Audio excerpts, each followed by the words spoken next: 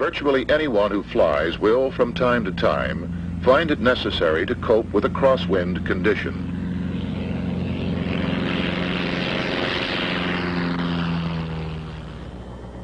In the following takeoffs and landings, the crosswind is averaging 15 miles an hour and varying 30 to 45 degrees from the right.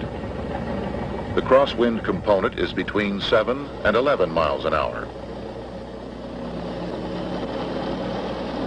It's good practice to keep the aircraft on the center line of the runway. The flight controls are used as necessary during the takeoff roll and initial climb out to maintain the flight path along the center line.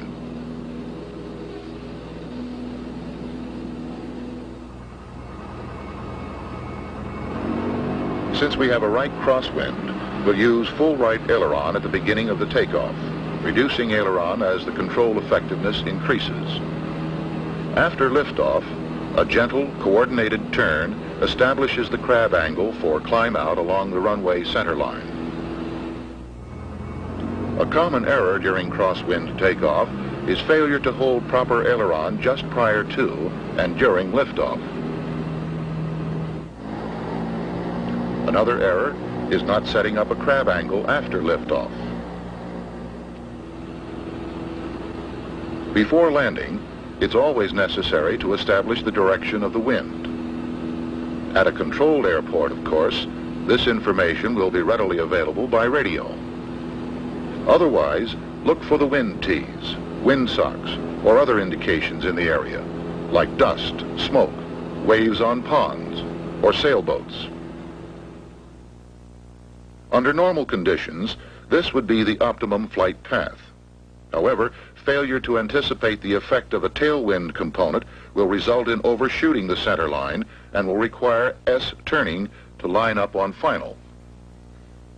A headwind component on base leg may cause the unwary pilot to make a long, shallow, and low turn to final approach.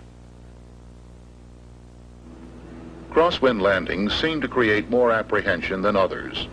This may be due to the unnatural aircraft attitudes involved. Pilots should be assured, however, that crosswind landings are quite normal and the aircraft is designed for them within specified limitations.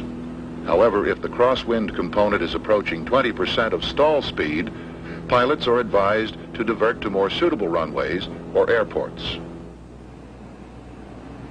There are three methods used to compensate for crosswind.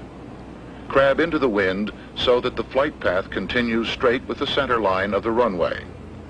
Or you can establish a slip, which means lowering the wing into the wind to compensate for the drift and thus continue a straight path to the runway. Or you may combine the techniques of crabbing and slipping to maintain a centerline approach. Your approach speed should be normal except when the wind is gusty. Then, of course, you must add in about 1/2 of the gust factor.